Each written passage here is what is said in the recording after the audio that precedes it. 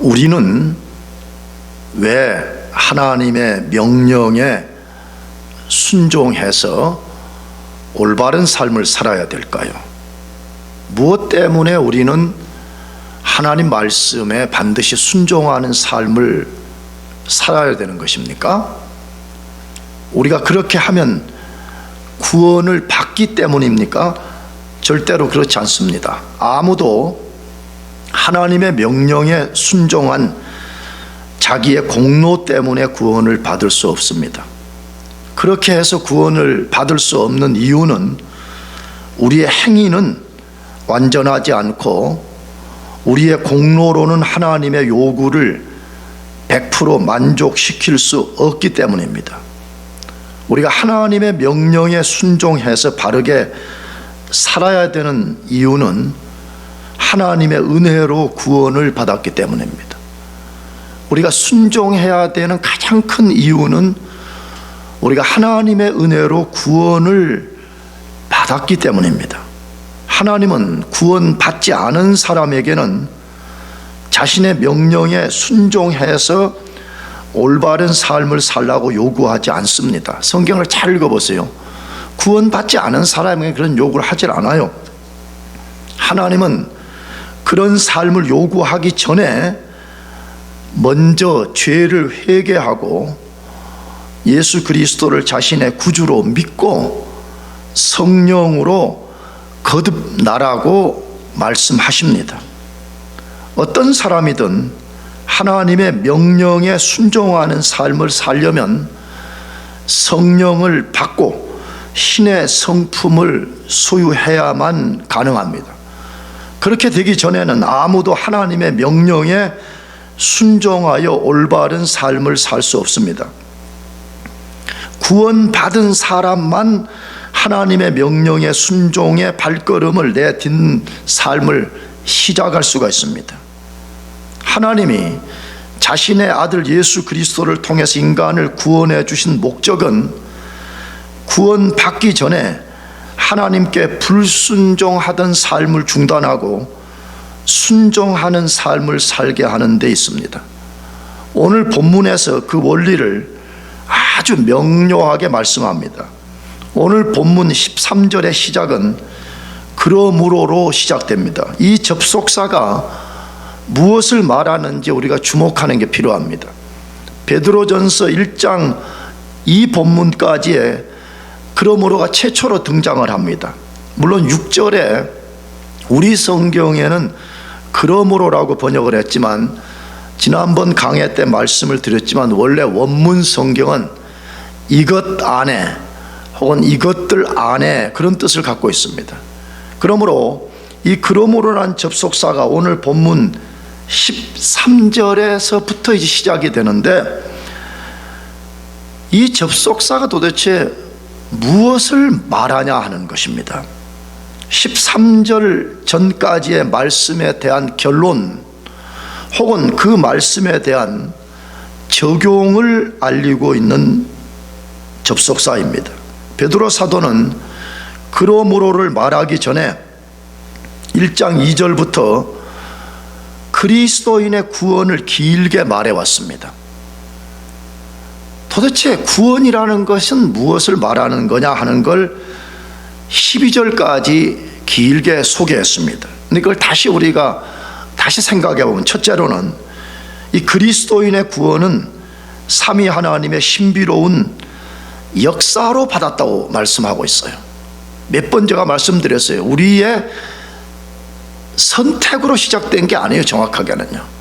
삼위 하나님의 신비한 역사로 우리 구원을 받을 수 있었습니다. 둘째로 그리스도인의 구원은 완성에 이르도록 하나님의 능력의 보호를 받고 있다라고 되어 있습니다. 우리가 구원을 잃어버리지 않는 이유가 어디에 있냐 그러면 하나님이 그의 능력으로 우리 구원을 보호해 주시기 때문이라고 말씀했습니다. 세 번째로 그리스도인들은 예수님을 눈으로 직접 본 적이 없음에도 불구하고 믿고 순종하고 즐거워하는 구원의 특성을 드러낸다고 되어 있습니다. 그러니까 진짜 구원받은 사람은 예수님을 물리적으로 본 적이 없음에도 불구하고 그분을 자신의 구주로 믿고 그분에게 순종하고 그분 안에서 즐거워하는 삶을 산다라고 말씀합니다. 네 번째로, 그리스도인의 구원은 구원을 가져다 준 구원자에 대하여 선지자들이 오랫동안 연구해서 오늘 우리들에게 알려주고 그 구원을 천사들도 흠모하는 그런 엄청난 우리가 특권을 가졌다라고 소개하고 있습니다.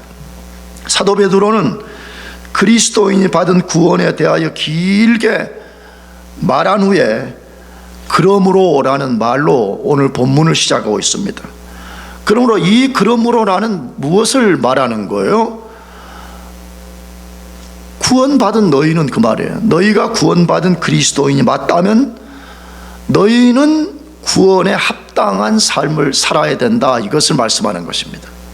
자, 그렇다면 구원받은 그리스도인들에게 요구되는 삶은 뭐냐 하는 것입니다. 진짜 구원받은 사람에게는 하나님이 어떤 삶을 살라고 말씀하냐 하는 것입니다. 첫째로, 순종과 근신의 삶을 살면서 예수님이 재림 때 주실 은혜를 소망하라고 말씀합니다. 뭐 하라고요? 순종과 근신의 삶을 살고 예수님이 재림 때 주실 은혜를 소망하면서 살라고 합니다. 그것을 베드로전서 1장 13절에서 소개하는데, 13절 다시 읽어보겠습니다. 그러므로 너희 마음의 허리를 동이고 근신하여 예수 그리스도께서 나타나실 때 너희에게 가져다 주실 은혜를 온전히 바랄지어다. 베드로 사도가 구원받은 그리스도인에게 요구하는 첫 번째 명령이 아주 분명합니다. 그 명령이 뭐지요? 예수 그리스도가 재림하시는 날 그리스도인들에게 주실 은혜를 온전히 바라보라. 이게 첫 번째 요구입니다. 근데 여기 본문 온전히의 원래 뜻은 이 말 속에도 그 말이 담겨 있지만 두 가지 의미로 해석이 가능하게 되어 있어요.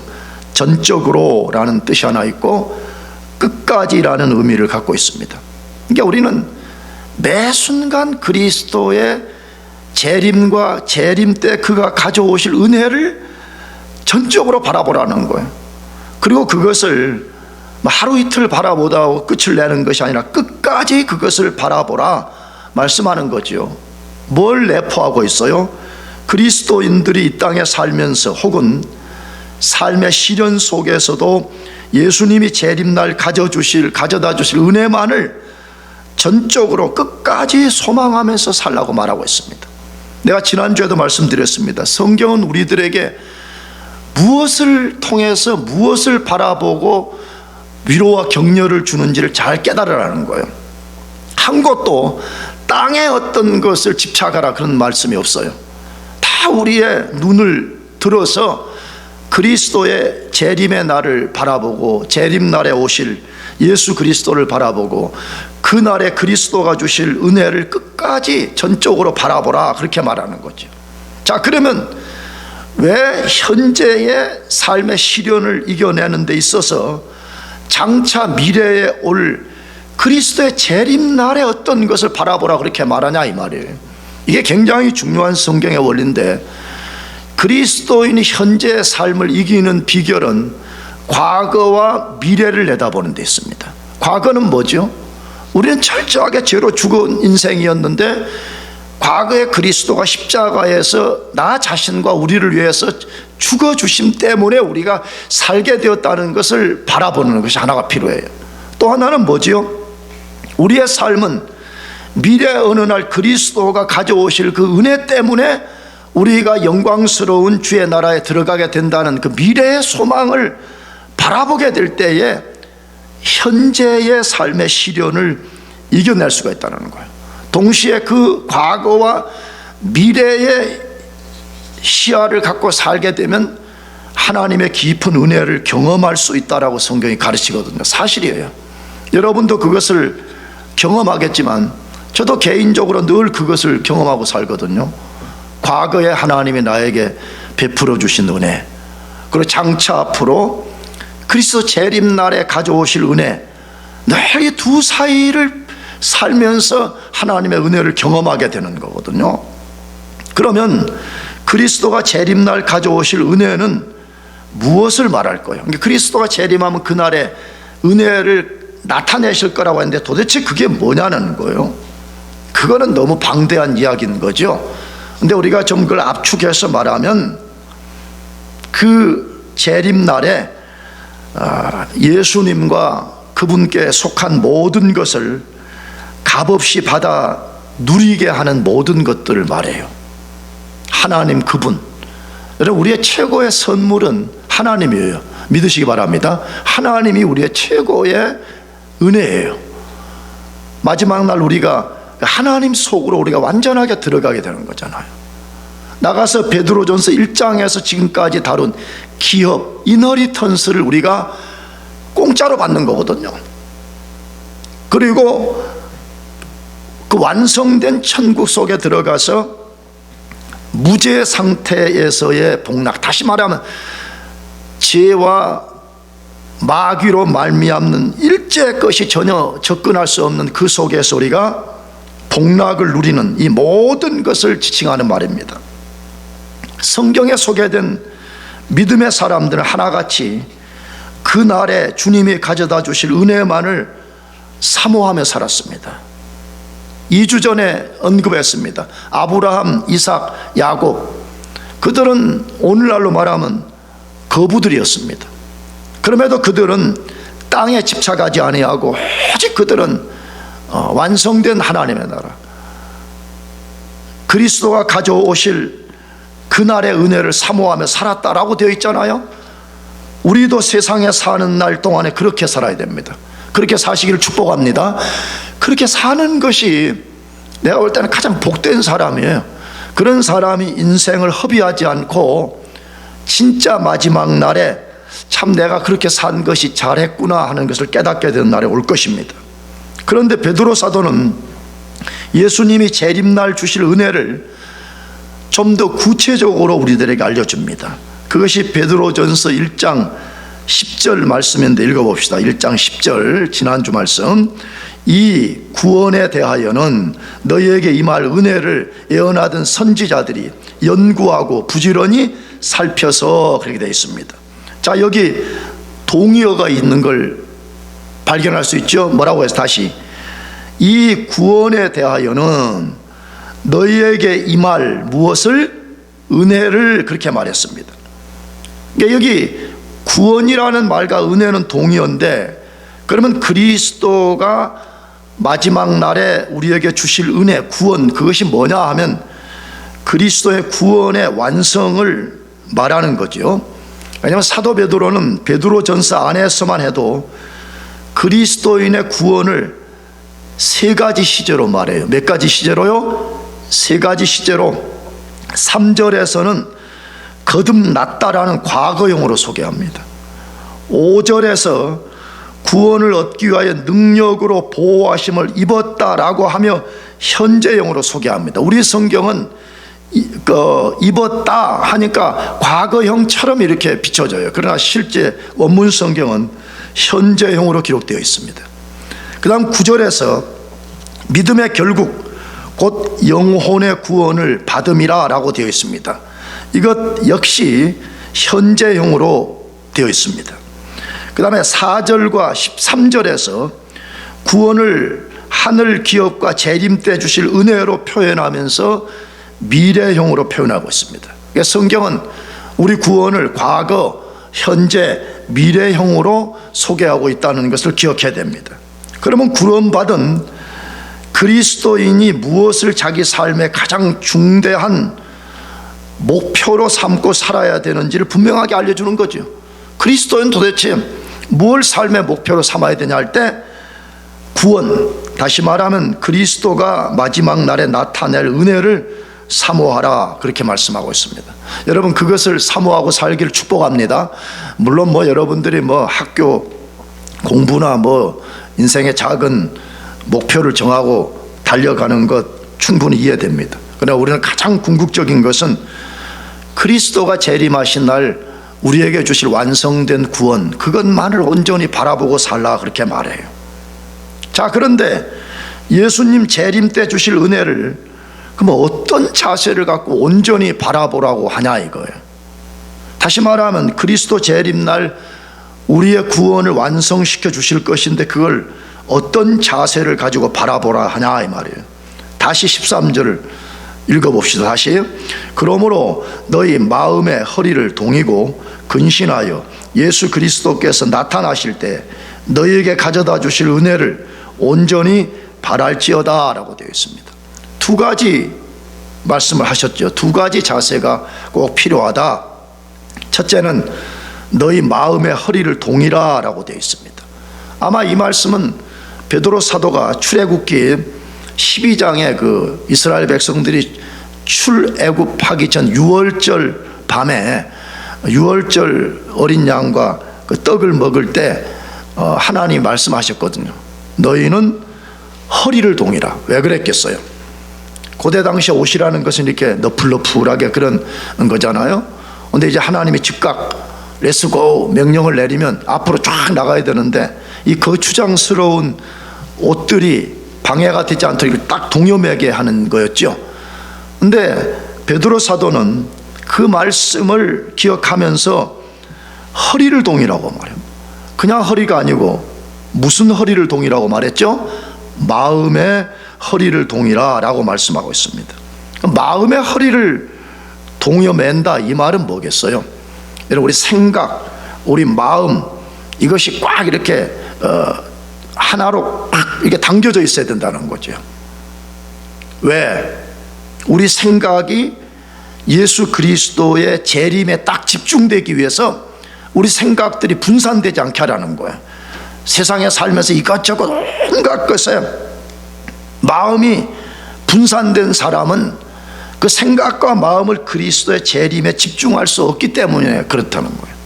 그러므로 신앙생활 하는 원리가 뭐요? 신앙생활 한다는 건 뭐요? 그렇게 말하면 한편에서는 우리가 계속해서 마음의 허리를 동이는 거예요. 아멘. 마음에 우리 생각, 우리 마음이 흩어지지 않도록 예수 그리스도에게만 딱 집중되도록, 그리스도 재림 날에만 딱 우리가 고정되도록 그거 하라고 말하는 거예요. 여러분, 그렇게 하시기를 축복합니다. 그냥 교회 예배 끝나고 또 세상 나가면 온갖 것에 이 마음이 꼭 옷 너풀거리듯이 말이에요. 뭐 여러분은 어쩌면 나는 지금 오늘 셔츠, 이거 와이셔츠 입었는데 이 와이셔츠를 벨트 속으로 딱 집어넣고 벨트를 딱 잠궜거든요. 근데 만약에 이게 안 잠궈 너풀 오면 여러분이 보기에도 이상하지만 나도 얼마나 불편하겠어요.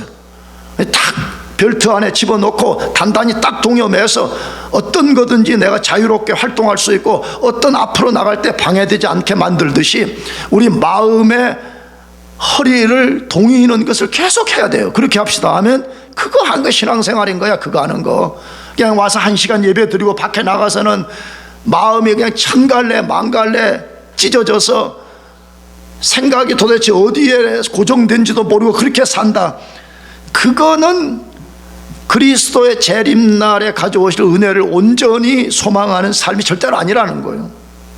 그래서 내가 볼 때는 가능하면 여러분들이 마음의 허리를 동여매는 일을 위해서 자꾸만 이걸 루즈하게 만드는 일들을 가지치게 하는 게 필요해요. 근데 그리스도인들이 이걸 너무 쉽게 여겨버린다는 거예요. 한 주간 동안 마음과 생각이 온 세상에 빼앗겨버리고 분산된 가운데 살다가 주일 되면 한 번 와서 예배 드리고 그러면 우리가 하나님 앞에 구원받은 사람으로서 합당하게 살 수가 없다는 거예요.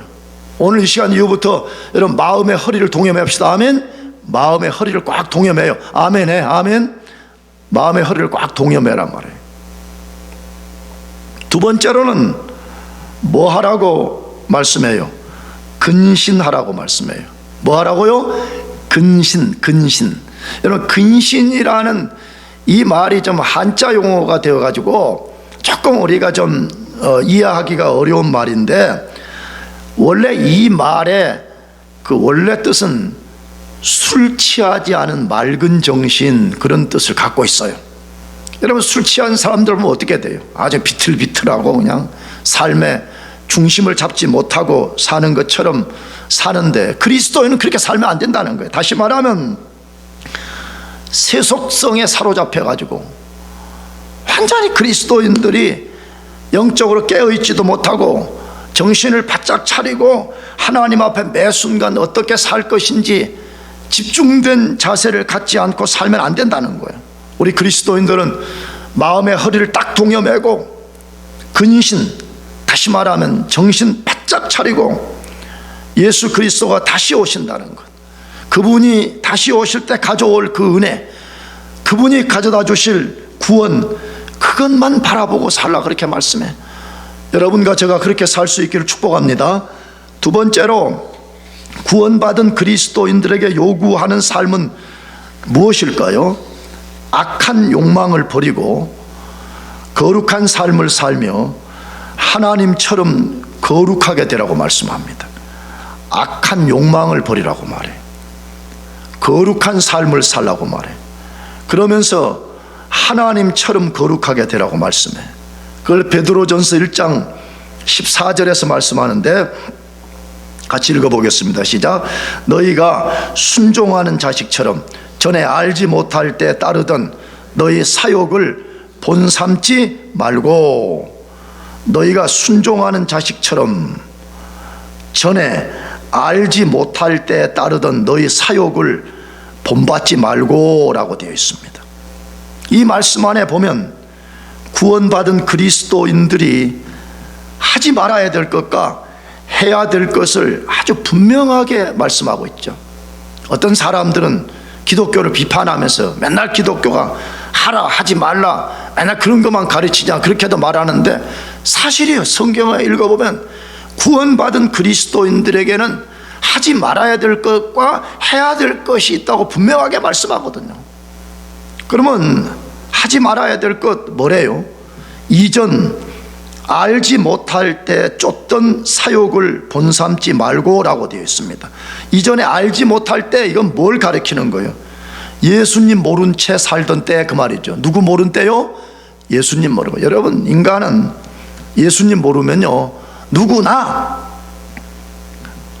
세상 사람들처럼 살면서 사욕을 쫓고 계속해서 그 사욕 쫓는 삶을 살게 돼요. 굉장히 불쌍한 거예요. 자기들은 대단한 것처럼 말하지만 예수 모르면 누구나, 모든 인간은 사욕을 쫓게 되어 있다는 거예요. 그러면 사욕이 뭐냐? 사욕, 이게 헬라어로는 에피두미아라 그래. 이거 헬라어 내가 잘 안 쓰려고 그러는데 그래도 이건 꼭 알고 있어요. 에피두미아라는 말인데 이걸 우리말로 사욕이라고 번역한 거예요. 근데 이 에피두미아를 우리 그리스도인들은 가장 경계해야 되는 원수 중에 하나예요. 근데 이 말을 풀었으면 뭐냐 하면 악한 욕망, 더러운 욕망, 부도덕한 욕망을 가리키는 거예요. 여러분, 욕망 자체는 가치 중립이에요. 그렇잖아요. 그런데 이걸 잘못 쓰게 되면 우리가 가진 욕망이 악하고 더럽고 부도덕한 욕망으로 돌변하고 우리가 그게 지배될 수 있다, 이 말이에요. 그리스도인은 더 이상 그런 것들에 끌리고 지배된 삶을 살지 않아야 됩니다. 왜? 그 살지 말라고, 그런 삶을 더 이상 살지 말라고, 그런 삶 살다가 인생이 망가지고 인생이 파괴되고 마지막에 지옥에 떨어지는 그런 삶을 살지 말라고 하나님이 우리를 구원해 주셨기 때문에 우리는 더 이상 에피두미아를 따라 살면 안 됩니다. 아멘. 에피두미아를 죽여야 돼요, 우리가요. 그리스도인의 소극적인 신앙 원리가 뭐냐 그러면 에피두미아를 죽이는 거예요. 우리말은 사욕으로 했지만 더러운 욕망, 악한 욕망, 부도덕한 욕망을 우리가 철저하게 죽이면서 살아야 되는 것입니다. 만일에 우리가 사욕을 쫓는 삶을 버리지 아니하면 우리는 타락한 죄의 본능에 사로잡힐 수밖에 없고, 그것을 정확하게 알고 있는 마귀가 우리를 사로잡아서 우리가 하나님의 자녀임에도 불구하고 마귀의 종로로 타며 살게 만들고, 나아가서는 하나님의 성령을 심히 근심시키는 삶을 살게 되는 것입니다. 그리스도인은 지속적으로 성령과 말씀의 충만함을 받고 철저하게 사욕을 버리는 삶을 살아야 됩니다. 만일에 우리가 그렇지 않다면 하나님께 영광을 돌리는 삶을 살 수가 없습니다. 우리를 구원해 주신 그 구원의 목적에 합당한 삶을 살 수 없다, 그 말입니다. 꼭 여러분들이 예수 모를 때, 예수를 아예 안 믿을 때뿐만 아니라 예수를 믿었지만 예수님을 깊이 몰랐을 때 쫓았던 에피두미아를 철저하게 버리고 그렇게 살기를 바랍니다. 그렇다면 구원받은 그리스도인이 적극적으로 추구할 것은 뭐냐 이거예요. 그러면 그리스도인은 무엇을 더 적극적으로 우리가 사모하면서 살아야 되냐? 뭐라 그랬죠? 순종하는 자식처럼. 뭐 하는 자식처럼? 순종하는 자식처럼, 그렇게 말했어요. 근데 이 말을 어떤 번역 성경은 순종하는 자식으로 이렇게 되어 있습니다. 이게 더 좋은 번역이라고 생각해. 우리가 왜 에피두미아를 버리고 순종해야 되냐 그러면, 우리는 누구 자녀가 되었다고요? 하나님의 순종하는 자식이 되었다는 거요. 그래서 우리가 낳은 자녀들을 좋아하는 이유 중에 하나가 뭐가 있어요? 자기 유전자를 받았고, 자기 피를 받았고, 자기하고 생김새가 비슷하고, 자기 성품을 좀 닮은 요소가 있으니까 좋아하는 거 아니에요? 여러분, 우리가 하나님의 자녀가 됐다는 말은 무슨 뜻이에요? 내가 아버지라고 부르는 그 하나님의 유전자를 내가 받은 거잖아요. 하나님의 성품을 내가 받아들인 거잖아요. 그렇죠? 내가 하나님을 닮은 거잖아요, 이제. 그럼 마땅히 우리는 하나님의 자식처럼 살아야 돼요.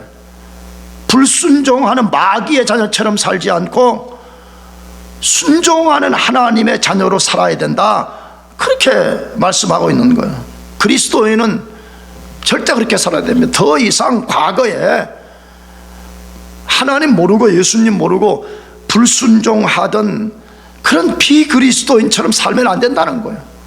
내가 진짜 구원받은 하나님의 자녀가 맞고 하나님의 성품을 소유받은 백성이 맞다면 나는 이제 모름지기 하나님께 순종하는 백성으로 살아야 된다, 그 말이에요. 자, 근데 잘 생각해 봅시다. 여러분, 마음속으로 진지하게 생각해 보세요. 하나님께 순종하여 사는 것이 복이 되는 거예요? 불순종하는 게 복이 되는 거예요? 여러분, 순종 아니에요, 순종. 기독교 복음을 이해하지 못하는 사람들은 순종하고 더 하나님께 깊이 헌신하면 손해보고 기쁨을 잃어버릴 거라는 그런 엄청난 잘못된 망상에 사로잡히잖아요. 절대로 그렇지 않습니다. 우리가 순종하는 자녀가 되어서 하나님 말씀에 깊이 순종하여 사는 게, 그게 현세에도 복을 받게 되는 것이고 내세에 우리가 그리스도 앞에 서는 날에도 복을 받게 된다는 것을 꼭 믿으시길 바랍니다. 그래서 그리스도인들은 순종하는 자식으로 살아야 돼요. 그러면 순종하는 자식의 삶은 무엇을 말하는 거예요? 15절을 읽어봅시다. 15절 같이 시작. 오직 너희를 부르신 거룩한 이처럼 너희도 모든 행실에 거룩한 자가 되라. 자, 어떻게 사는 것이 순종하는 하나님 자녀의 삶이요? 그렇게 말하면, 다시 오직 너희를 부르신 거룩한 이처럼 너희도 모든 행실에 거룩한 자가 되라 라고 되어 있습니다. 이미 우리가 이 본문 앞에서도 한번 만났지만 집에 가서 베드로전서를 잘 읽어보세요. 베드로전서에 반복되는 단어 중에 하나가 부르심이라는 단어예요. 무슨 단어? 부르심.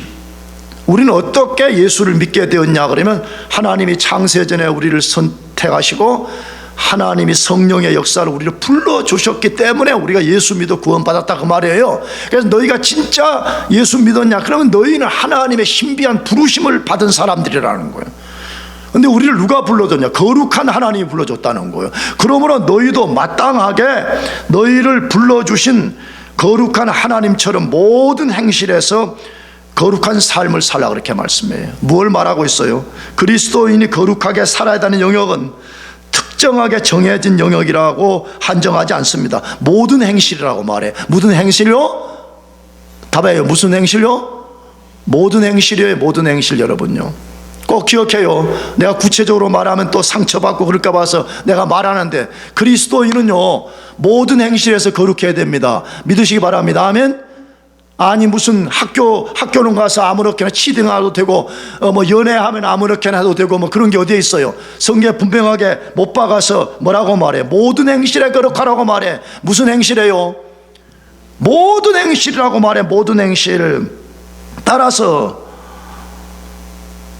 우리 영혼이 거룩해야 될 뿐만 아니라 육체가 거룩해야 되고요, 삶의 모든 영역이 거룩해야 된다고 말해요.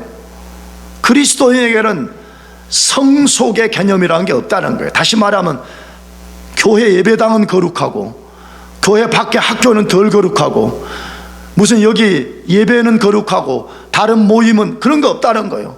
모든 것이 거룩한 영역이기 때문에 우리는 모든 영역에서 거룩한 행실을 드러내며 살라고 말씀해.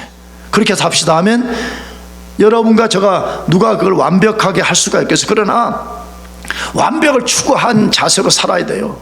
그렇게 살아야 돼요. 정직하고 깨끗하고 순결하고 겸손하고 모든 행실에서 하나님 앞에 그렇게 살아야 되는 것입니다.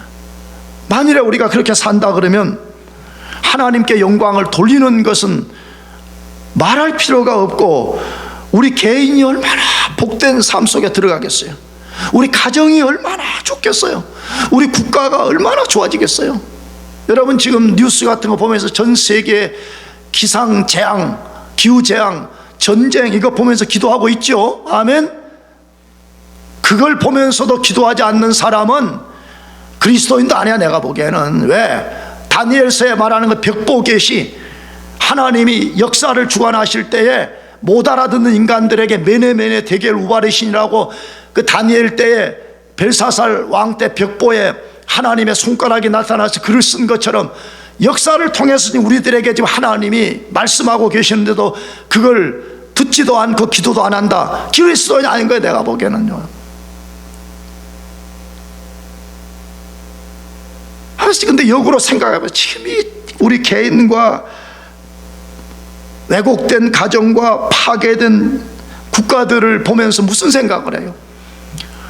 우리가 예수를 믿고 성령의 능력 속에서 모든 행실에서 거룩하게 산다 그러면 얼마나 우리가 사는 이 세계가 이런 재난과 재앙과 왜곡과 파괴들이 물러가고 얼마나 좋은 세상이 만들어질까 하는 그런 상상을 하게 되지 않아요? 그래서 베드로 사도가 이것이 얼마나 중요한 것이면 구약 레위기서 말씀을 인용해서 거룩한 삶을 강조하는데, 그게 16절 말씀이에요. 읽어보겠습니다. 기록되었으되 내가 거룩하니 너희도 거룩할지어다 하셨느니라. 기록하였으되 레위기서 말씀을 인용해 온 거요. 내가 거룩하니 너희도 뭐하라? 거룩하라. 그렇게 말하는 거죠. 뭐 말해요? 너 진짜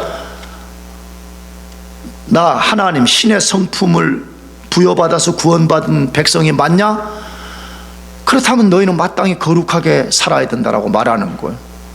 구약이나 신약이나 다 똑같다는 거예요. 구약의 백성도 거룩하게 살아야 되고 신약의 백성도 거룩하게 살아야 된다고 말합니다.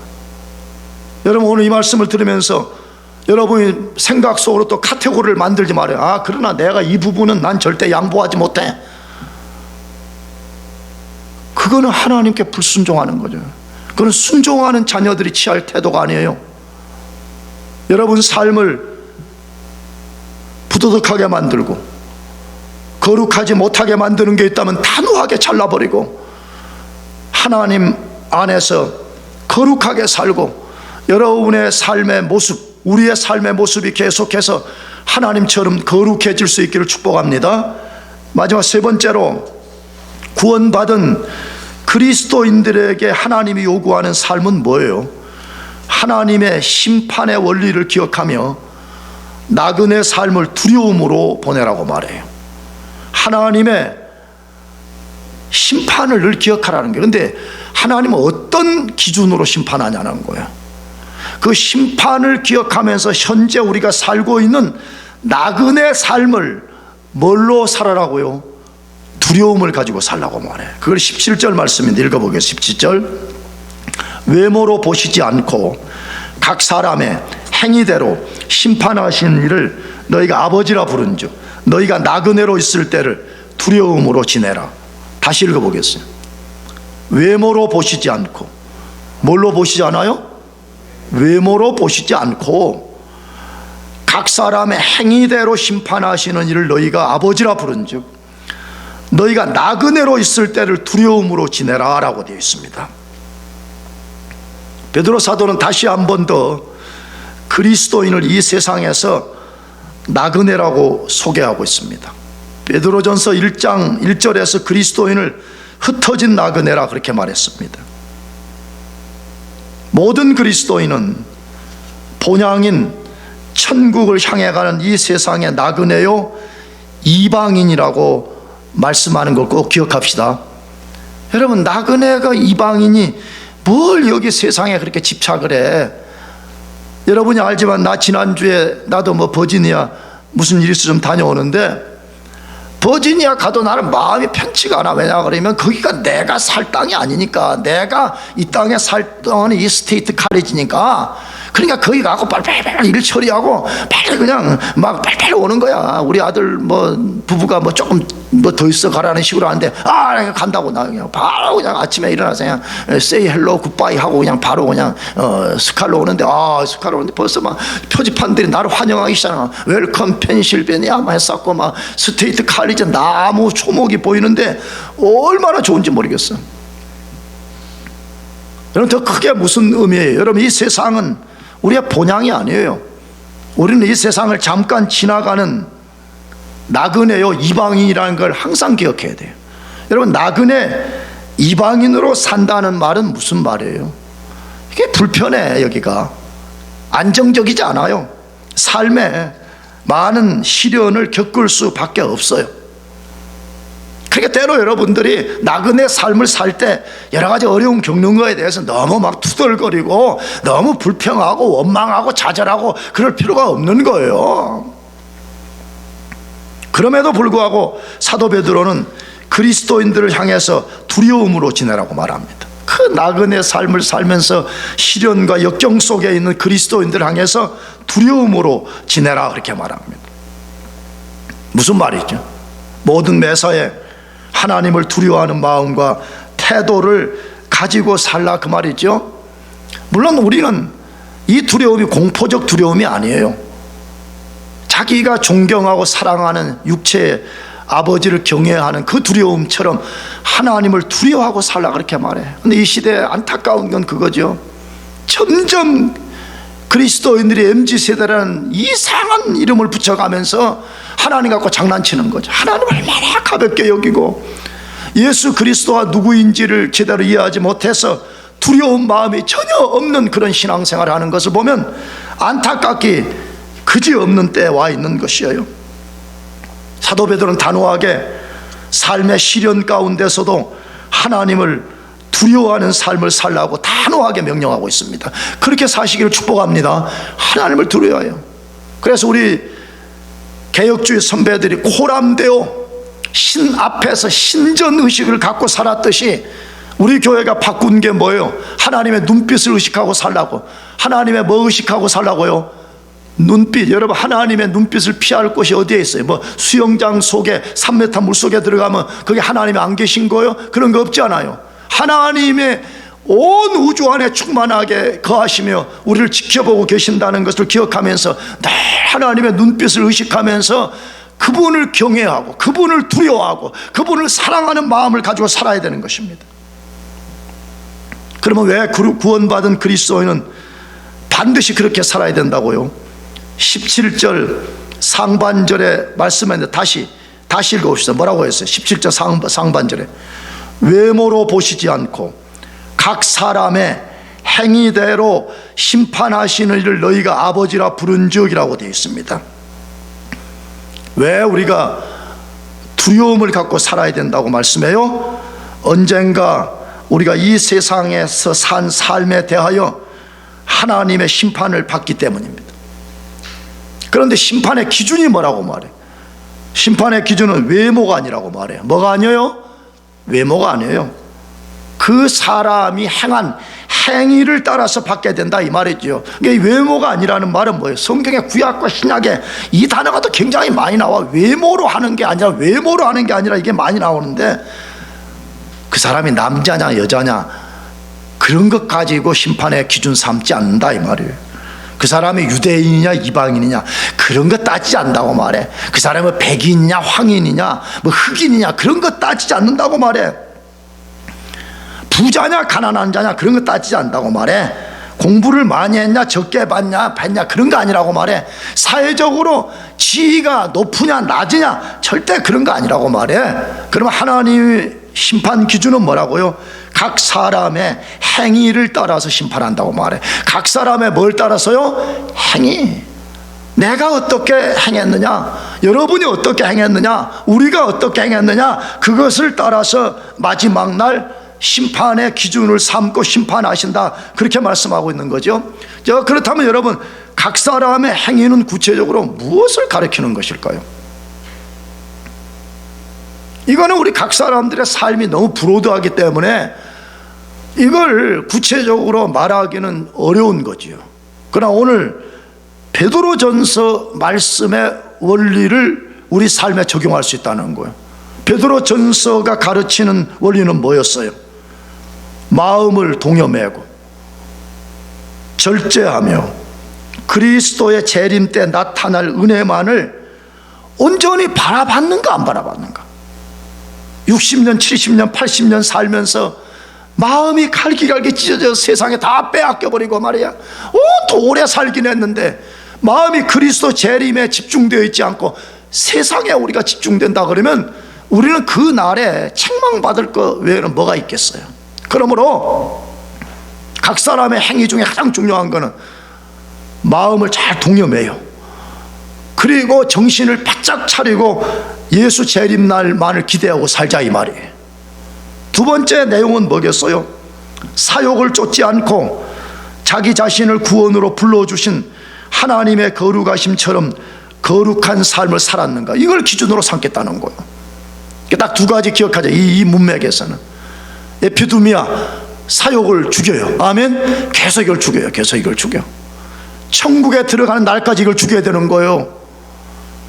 그러면서 반대로는 나는 하나님의 거룩한 자녀라는 거예요. 그래서 늘 그의 거룩함을 닮아가는 삶을 살자 이거예요. 그런 사람은 마지막 그리스도 심판날에 당당할 뿐만 아니라 얼마나 하나님으로부터 큰 칭찬을 받게 되겠어요. 이 심판은